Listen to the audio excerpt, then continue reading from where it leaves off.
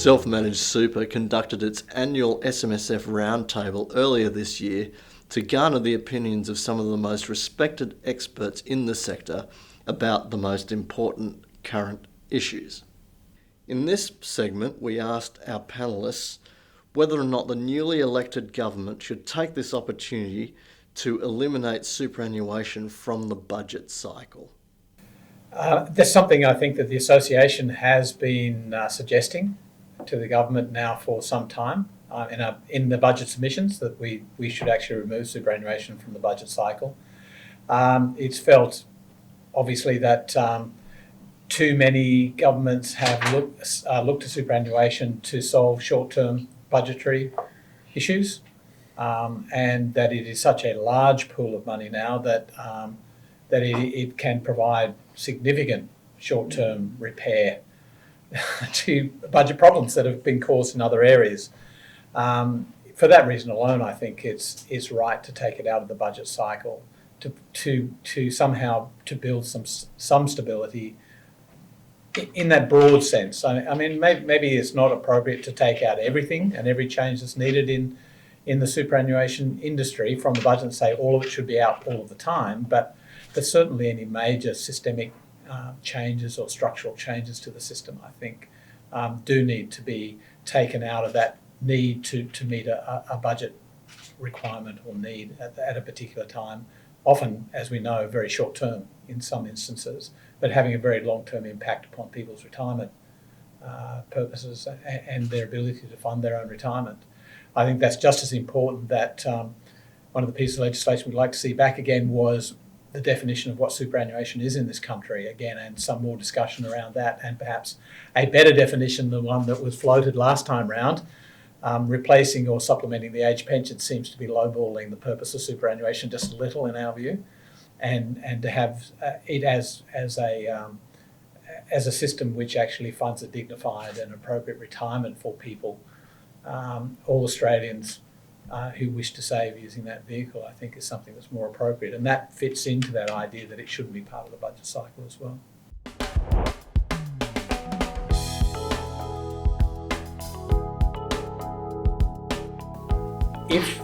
Just to finish off on that, I think that that's a great example of how that bigger picture of what superannuation is all about was lost when those proposals were put forward. I mean, clearly, the long-term saving strategies of retirees and pre-retirees for many years now has been that additional franking credit refund as part of the return that they generate. That is income that they were relying on and planning on relying on for a long period of time.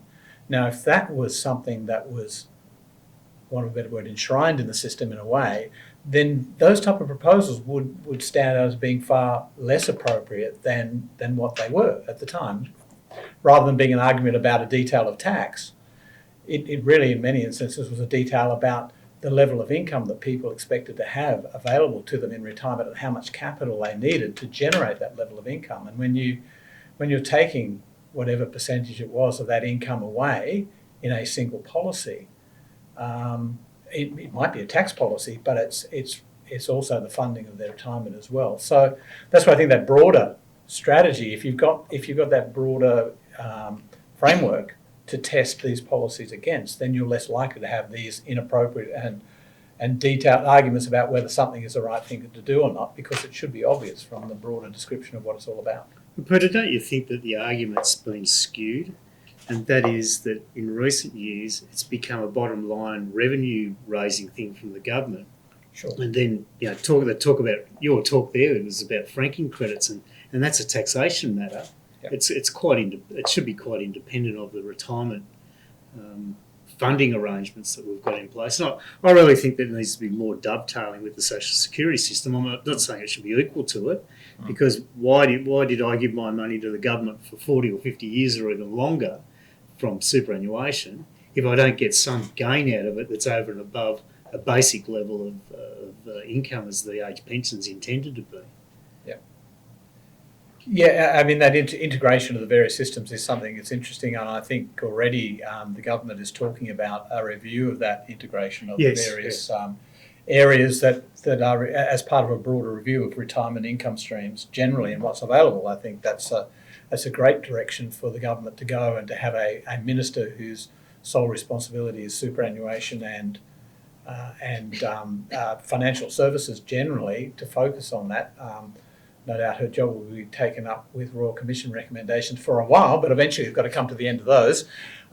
One would hope before the end of 3 years, and the retirement incomes and how that whole system works, and the integration of the social security system, the super, the tax, and so on, is something that we all know has been poorly done up until now, and there's been little appetite at the political level to do anything much about it either until these more recent noises are being made. So I look forward to see what might happen in that regard. Yvonne or Chris, should we concentrate, or should there be a re-emphasis on the macro viewpoint rather than these minuscule, minute, granular things? We'd certainly welcome it, and there was a hint at that with the 1 July 2017 measures. Part of the sell for which was focused on superannuation shouldn't be used as an estate planning vehicle or tool. Now, philosophy about that aside, and whether it's right or wrong, at least we had some clarity from the government with regard to the purpose of superannuation. And then similarly, if there was equal debate or greater debate with regard to its interaction with other aspects of the ageing of Australians, healthcare, aged care, it goes on, then we would welcome that at the higher level. Yes, we did get sort of sick of these micro debates about imputation credits and numbers of SMSF members. Quite distracting. Some of them, I shrug my shoulders sometimes, I think, big deal.